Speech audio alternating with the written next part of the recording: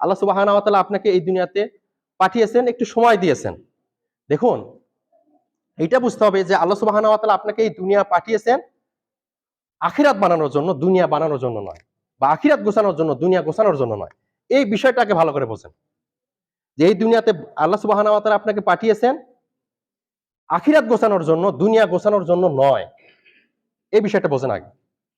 কারণ একটা সময় আপনি আফসোস করেন এইভাবেই যে আল্লাহ সুবহানাহু ওয়া তাআলা আমাকে দুনিয়াতে পাঠিয়েছিলেন, কিছু সময় দিয়েছিলেন আখিরাত বানানোর জন্য, আখিরাত গোছানোর জন্য, কিন্তু আমি সেই সময়টুকু দুনিয়া বানাতে গিয়ে বা দুনিয়া গোছাতে গিয়ে নষ্ট করে ফেলেছি। দুনিয়া বানাতে গিয়ে বা দুনিয়া গোছাতে গিয়ে আমি সেই সময়টুকু নষ্ট করে ফেলেছি। কতটুকু সময় দিয়েছে আপনাকে? অল্প একটু সময়। এই সময় কেন দিয়েছে? আখিরাত গোছানোর জন্য, আখিরাত বানানোর জন্য। আপনাকে দুনিয়া গোছানোর জন্য তো দেয়নি এই সময়।